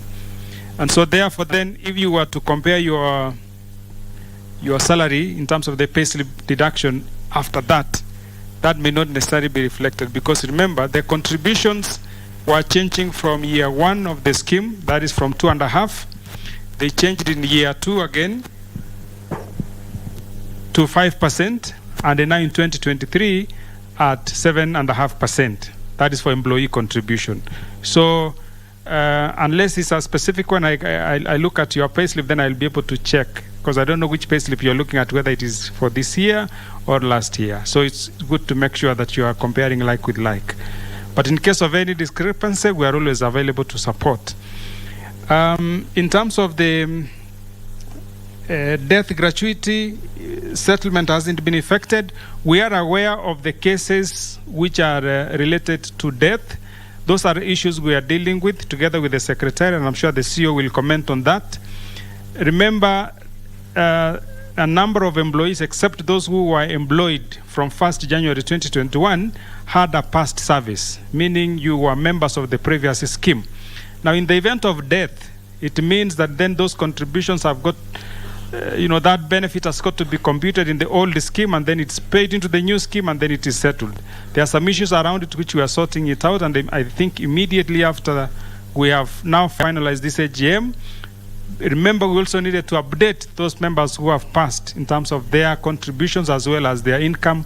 We should now be able to start rolling out the payout of a number of those exits which are as a result of death. The question from Andai, NSSF contribution, if you look at the NSSF Act, the last clause 60, this scheme is exempt from Tier 2 contributions. Now, NSSF Act came in, it provided that all employees who are working should be compliant in that respect. There is Tier 1 and Tier 2 contributions, but for purposes of this scheme, there is Tier 2 contributions. We may need another session just that we'll be able to explain to you what is Tier 1 and Tier 2 and how you can be exempted. But I think largely what we are saying is you are exempted from Tier 2, and Tier 2 is the highest in terms of the number of contribution. In year 1, the statutory contributions under Tier 1 is 6% of your salary. That salary is defined under the NSSF Act as 6,000. So when you do 6% of that is 360. Tier 2 is the difference between that salary and actually the salary which has been gazetted. So that contribution is around 720, and that 720 is what's supposed to go into your Tier 2. Instead of going to Tier 2, that contribution goes into your PSSS scheme. So that exemption has been provided for under this Act, under Clause 60, that members who are members of the PSSS scheme are exempt from Tier 2. As to whether then you are supposed to contribute to Tier 1, perhaps the CEO will comment on that, how that is supposed to work. But for now, those are how they will receive their contributions. What happens to former contributions? Unless these were contributions which you did under the PSSS Act, those contributions definitely will be transferred. But if there were contributions as a result of those who are members under CAP 189, the old scheme, I'm sure they will be treated as such.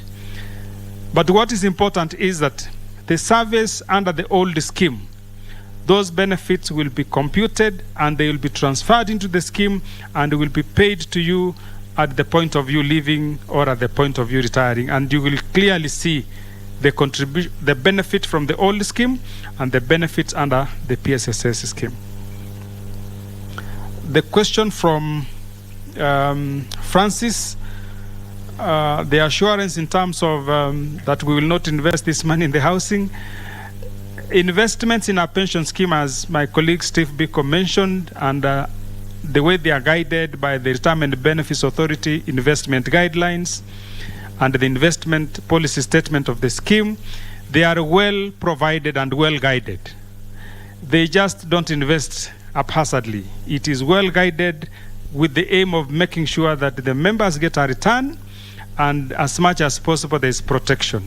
So please rest assured, Francis, that trustees have taken all measures possible to make sure that your scheme is protected, and the members are going to get, and the scheme is actually getting a return favorable to you as much as possible to the best of their ability, together with the trustees that they have put in place.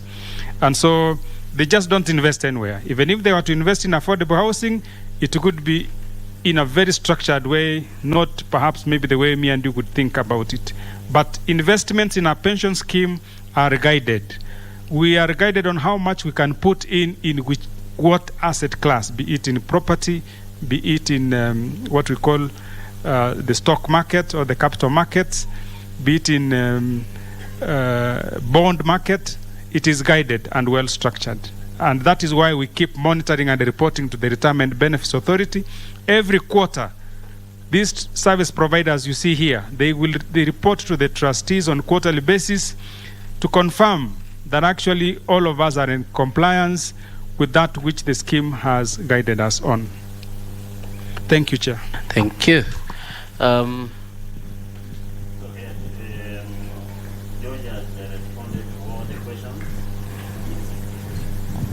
One of the administration expenses, and the CEO is going to respond to that.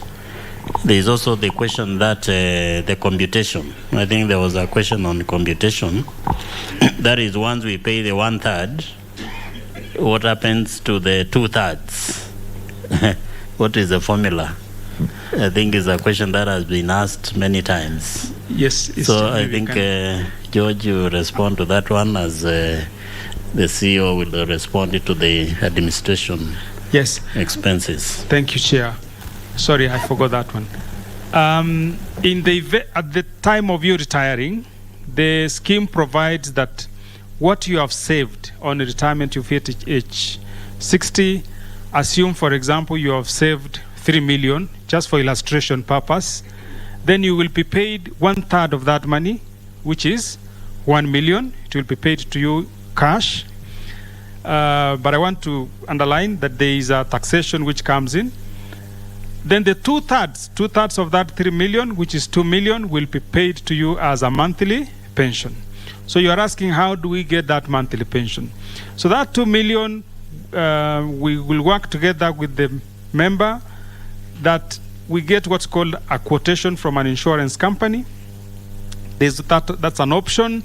So we ask them, this member is retired, she's 60 years of age, how much will, for example, insurance company A, which provides what we call annuity products, those are regulated products, how much will you pay this member for life?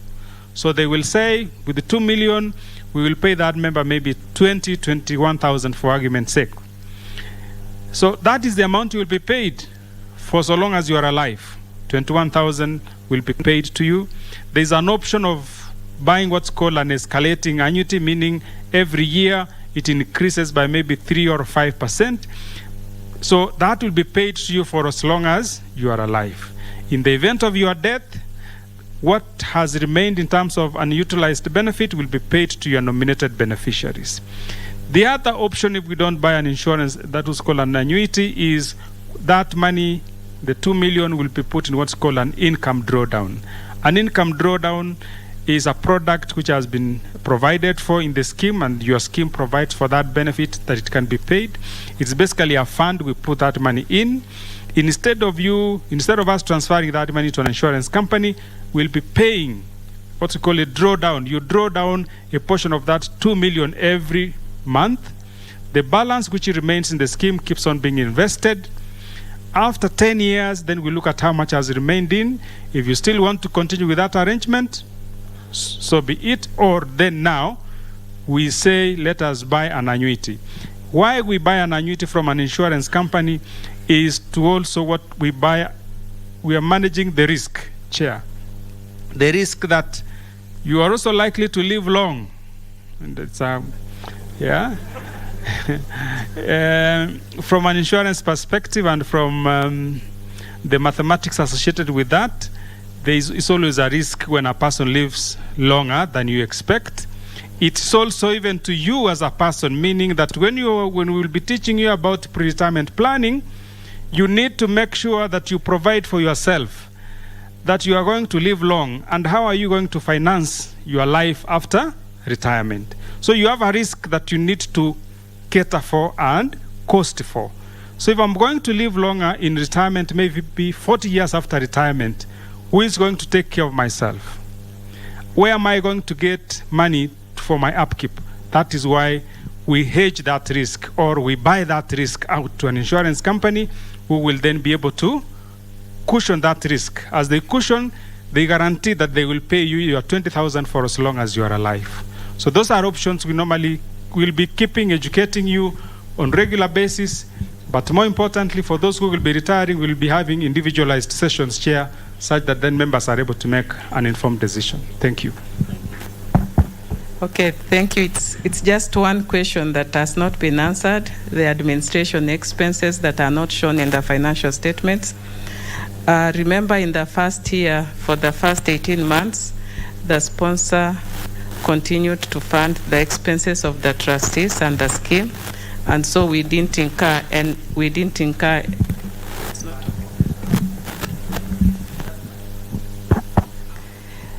the sponsor continued to fund the expenses of the trustees and the members in the first 18 months. That is the period under review.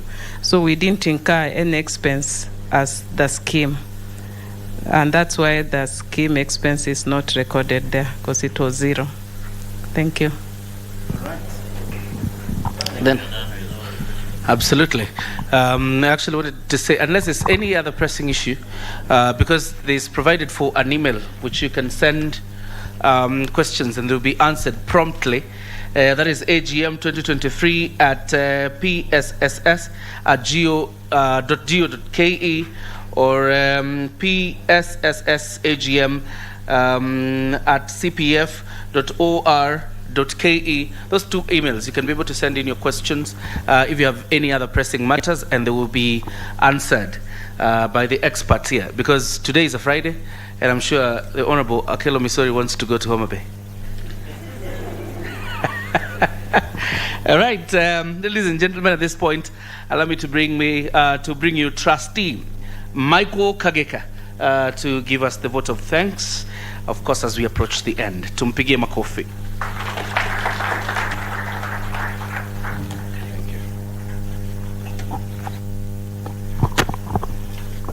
Very well, and good afternoon, those of us who are here physically, those who are joining us on virtual links, and those watching us on TV.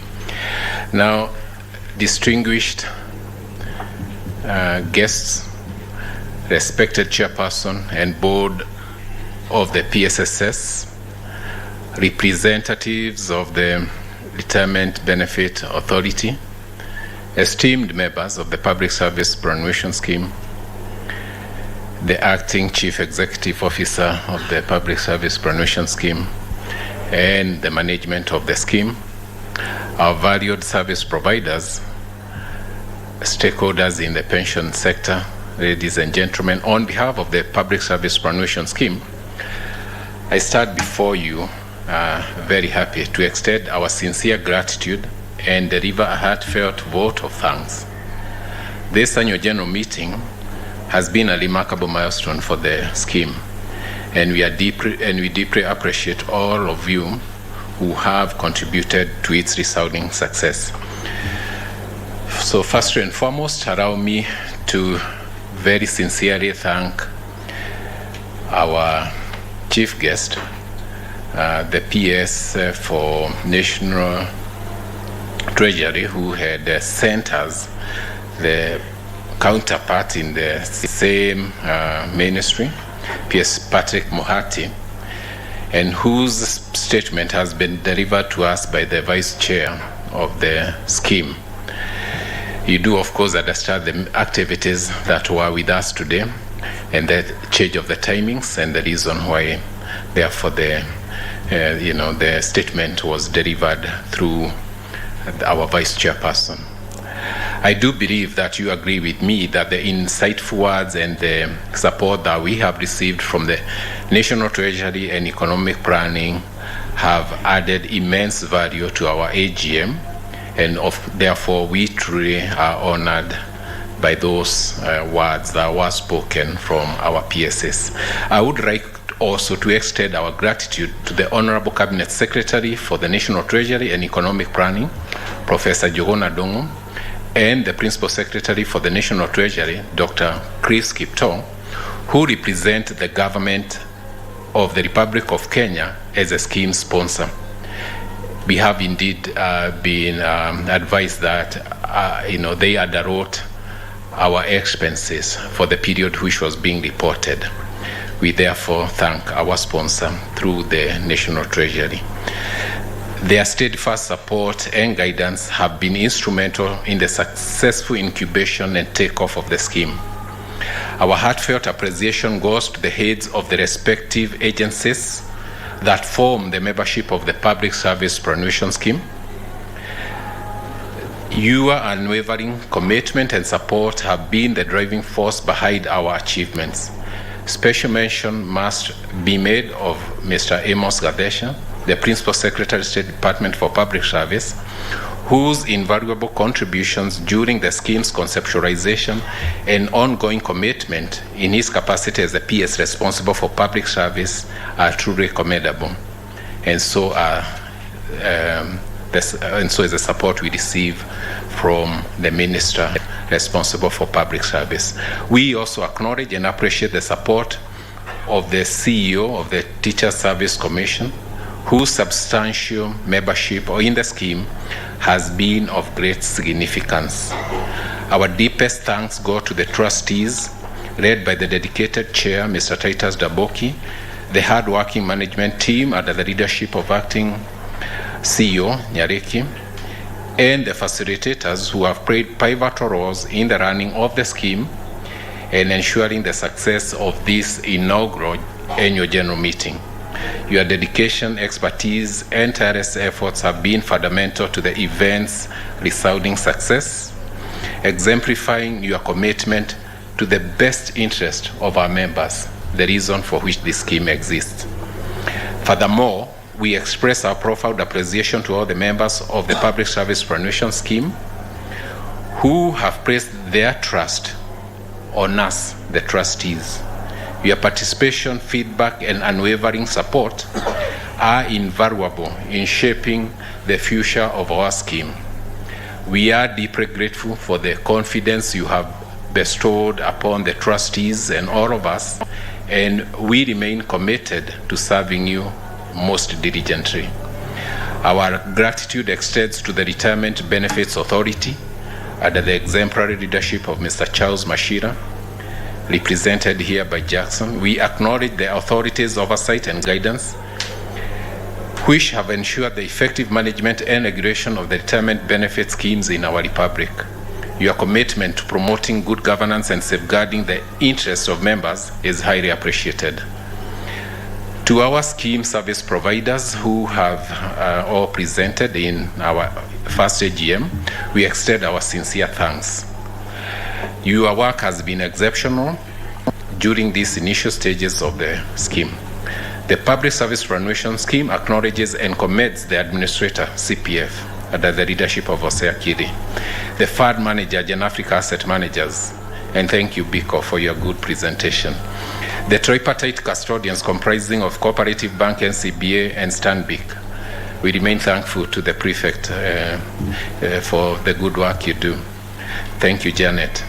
Your contributions have been instrumental in the scheme's success.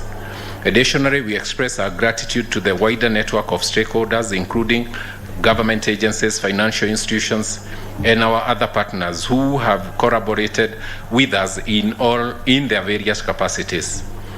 The collaboration, shared vision, and support has contributed significantly to the growth and sustainability of the Public Service Superannuation Scheme. Lastly, but certainly not the least, our heartfelt thanks go to the entire team behind the scenes who have worked tirelessly to ensure the seamless organization of this AGM. Your dedication, attention to detail, and unwavering commitment have been pivotal in creating a memorable event for all who have been involved. In conclusion, I want to reiterate our unwavering commitment to working tirelessly for the best interest of our members, and that remains our mantra in the scheme. We work in the best interest of our members. Together, we will continue to build a secure future and contribute to the Kenya Kwanza agenda of social well-being and inclusive growth. Once again, we extend our sincerest appreciation to each and every one of you for your support and for being an integral part of this remarkable journey. May we continue to strive for excellence and make a positive impact on the lives of our members. We thank God for giving us this opportunity to serve and to be served as members in this scheme. I also thank the MC for conducting this session very well. Thank you all, and may God bless you. May God bless our good republic. Asante. Thank you, Trustee Michael Kagika, EBS. I also want us to appreciate the TSC choir for holding us down. Let's appreciate them for a wonderful job, as well as our police officers there. I mean, it's a wonderful job. Thank you very much. Let's appreciate them once more for a good job. We're coming to the close of the program. My name is John Jacob Curia. I work for Kenya Broadcasting Corporation as a news anchor every Wednesday night and Sunday night. Now, we are about to enjoy some early dinner courtesy of the Public Service Superannuation Scheme. And that early dinner will be served on the first floor of this building. So to probably usher us out with a prayer, because after that we'll do a photo session, a quick one. Let me invite Abdul Rashid to give us a closing prayer, as well as pray for the food. What do we have, Abdul? Karibu sana. You can give him a mic. You can come to the front. I wish you could be all upstanding as we pray the final prayer before we exit.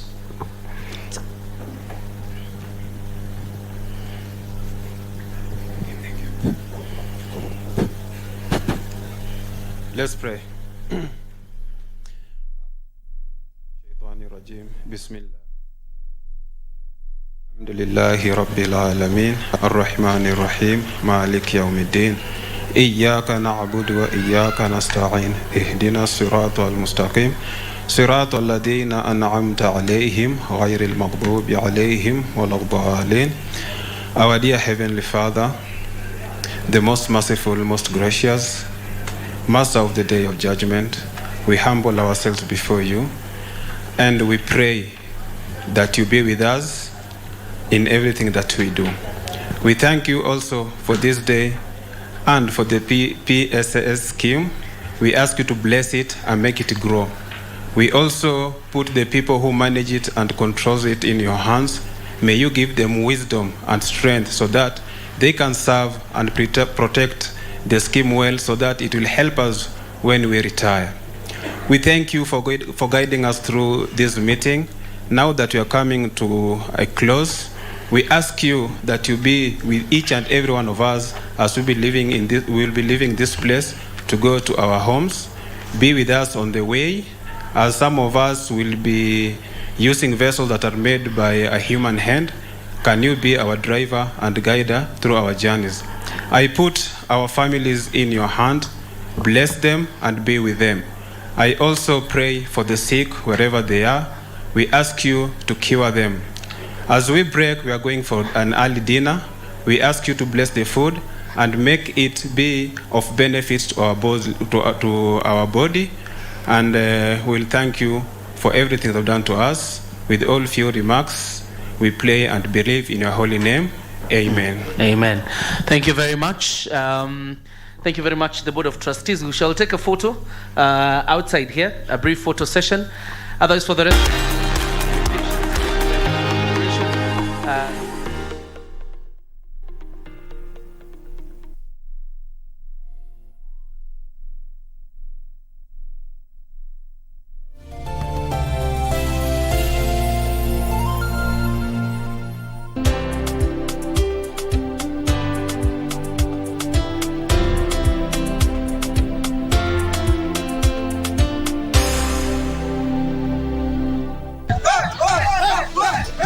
hayawi hatimaye huwa kombe la Mozart Bet litafikia kileleni Jumamosi hii ya Julai 1. Timu mbili zilizofuzu kwenye fainali zikiwania tiketi ya kuwakilisha Kenya kwenye mashindano mashirikisho barani Afrika. Tusker na Kakamega Homeboys wakikabiliana kwenye fainali hiyo itakayogaragazwa katika uchanjao wa Kasarani Jumamosi kuanzia saa 9 kamili.